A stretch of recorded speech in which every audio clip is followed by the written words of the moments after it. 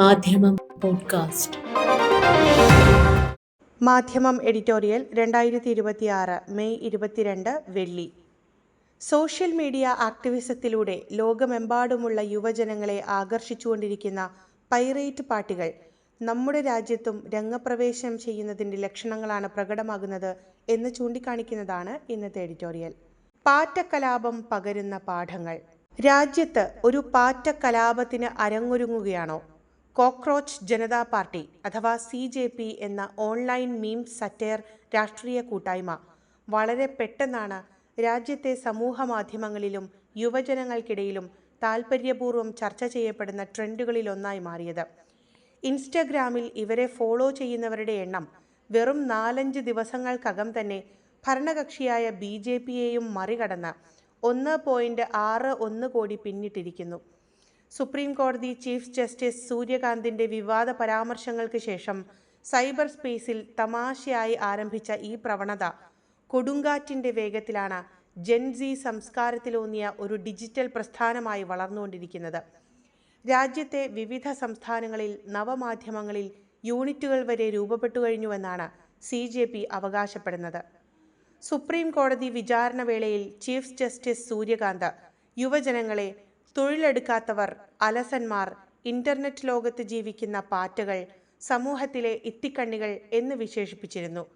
ഇതിലുണ്ടായ രോഷവും പ്രതിഷേധവും പരിഹാസരൂപേണ പ്രകടിപ്പിക്കാനുള്ള വേദിയായിട്ടാണ് CJP ജന്മമെടുത്തത്. എന്നാൽ രാജ്യത്തെ യുവജനങ്ങൾക്കിടയിൽ നിലവിലെ വ്യവസ്ഥിതിയോടും അധികാരവർഗത്തോടുമുള്ള അമർഷത്തിൻ്റെ തീവ്രത ഈ പ്രസ്ഥാനത്തെ വേഗത്തിൽ പടരാൻ ഇടവരുത്തിയിരിക്കുന്നു.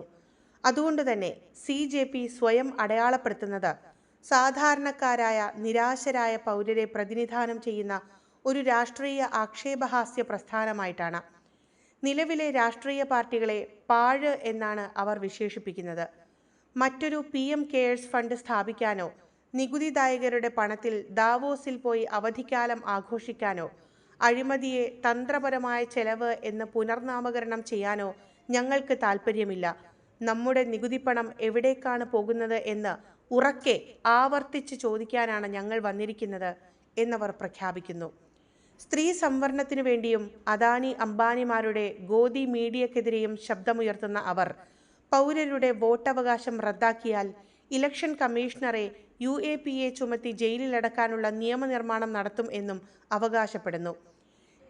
നീറ്റ് പരീക്ഷാ ചോർച്ചയെ തുടർന്ന് 17ഓളം വിദ്യാർത്ഥികൾ ആത്മഹത്യ ചെയ്ത പശ്ചാത്തലത്തിൽ കേന്ദ്ര വിദ്യാഭ്യാസ മന്ത്രി ധർമ്മേന്ദ്ര പ്രധാൻ രാജിവെക്കണം എന്നാണ് CJP ഇപ്പോൾ ഉന്നയിക്കുന്ന പ്രധാന രാഷ്ട്രീയ ആവശ്യം. ഈ മുന്നേറ്റം കേന്ദ്ര ഭരണകൂടത്തെ അലോസരപ്പെടുത്തിയിട്ടുണ്ട് എന്നുറപ്പ്. കോക്രോച്ച് ജനതാ പാർട്ടിയുടെ X അക്കൗണ്ടിന് ഇന്ത്യക്കകത്ത് താൽക്കാലിക വിലക്ക് വീണുകഴിഞ്ഞു.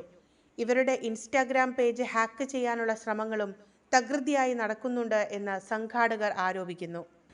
2020-23 കാലത്ത് ആം ആദ്മി പാർട്ടിയുടെ സമൂഹ മാധ്യമ സംഘത്തിൻ്റെ വളണ്ടിയറായിരുന്ന ബോസ്റ്റൺ സർവകലാശാലയിൽ നിന്ന് പബ്ലിക് റിലേഷൻസിൽ ബിരുദാനന്തര ബിരുദമെടുത്ത അഭിജീത് ദീപ്കെ എന്ന 30-കാരനാണ് CJPയുടെ സ്ഥാപകൻ.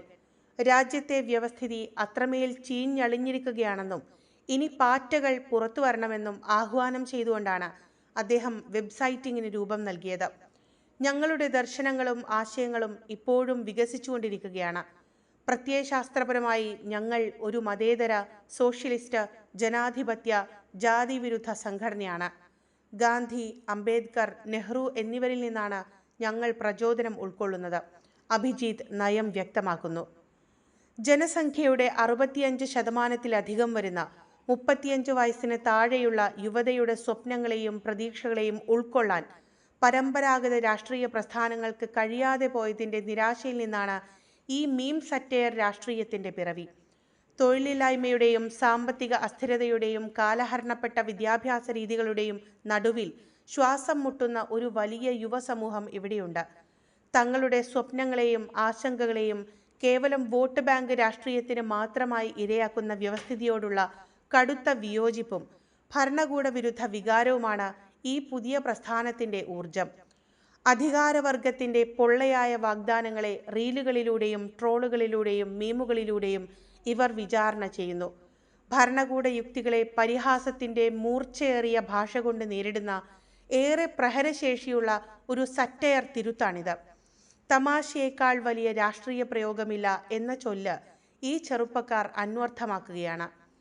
ഇന്ത്യയിലെ പ്രബല രാഷ്ട്രീയ പാർട്ടികൾ ഈ പ്രതിഭാസത്തിൽ നിന്നും പഠിക്കേണ്ട പാഠങ്ങൾ പലതുണ്ട്. പണ്ടത്തേതുപോലെ ജാഥകളും പണക്കൊഴുപ്പുള്ള റാലികളും കൊണ്ട് മാത്രം പുതിയ തലമുറയെ തൃപ്തിപ്പെടുത്താനാകില്ല. യുവതലമുറ സംസാരിക്കുന്ന സുതാര്യതയുടെയും വികേന്ദ്രീകരണത്തിൻ്റെയും ഭാഷ മനസ്സിലാക്കാൻ രാഷ്ട്രീയ നേതൃത്വങ്ങൾ തയ്യാറാകണം. വിയോജിപ്പുകളെയും വിമർശനങ്ങളെയും ദേശവിരുദ്ധതയായി ചിത്രീകരിക്കുന്ന സമകാലിക രാഷ്ട്രീയ പശ്ചാത്തലത്തിൽ പരിഹാസത്തിലൂടെ ഭരണകൂടത്തിൻ്റെ കോർപ്പറേറ്റ് ഫാഷിസ്റ്റ് പ്രവണതകളെ പ്രതിരോധിക്കാൻ ഇവർക്ക് കഴിയുമോ എന്ന ചോദ്യത്തിന് ഉത്തരം ലഭിക്കാൻ സമയം കുറച്ചുകൂടി എടുത്തേക്കും. പക്ഷേ സോഷ്യൽ മീഡിയ ആക്ടിവിസത്തിലൂടെ ലോകമെമ്പാടുമുള്ള യുവജനങ്ങളെ ആകർഷിച്ചുകൊണ്ടിരിക്കുന്ന പൈറേറ്റ് പാർട്ടികളുടെ രംഗപ്രവേശം നമ്മുടെ രാജ്യത്തും സംജാതമാകുന്നതിൻ്റെ ലക്ഷണങ്ങളാണ് പ്രകടമാകുന്നത് എന്ന് നിസ്സംശയം പറയാനാകും. ഇത്തരം പ്രസ്ഥാനങ്ങളിൽ ചിലത് വേഗത്തിൽ തന്നെ ചരമമടയുകയോ വലതു രാഷ്ട്രീയത്തെ പുൽകുകയോ ചെയ്തിട്ടുണ്ട്. മറ്റു ചിലത് വലിയ പരിവർത്തനങ്ങൾക്ക് അടിപ്പടവ് പണിയുകയും ചെയ്തിട്ടുണ്ട്. എല്ലാ കാലത്തെയും പോലെ വർത്തമാനകാലത്തും യുവാക്കൾ അവരുടെ ചരിത്രപരമായ പങ്ക് വഹിക്കുകയാണ്.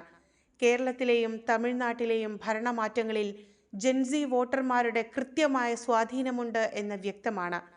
യുവാക്കൾ ഗൗരവത്തോടെ ചിന്തിക്കുകയും ഇടപെടുകയും ചെയ്യുന്നുണ്ട്. ഈ മുന്നേറ്റങ്ങൾക്ക് കൃത്യമായ ദിശാബോധവും രാഷ്ട്രീയ വികാസവും ഉണ്ടാകുമോ എന്നതിന് വരും നാളുകളിൽ തന്നെ ഉത്തരം ലഭിക്കും. മാധ്യമം പോഡ്കാസ്റ്റ്.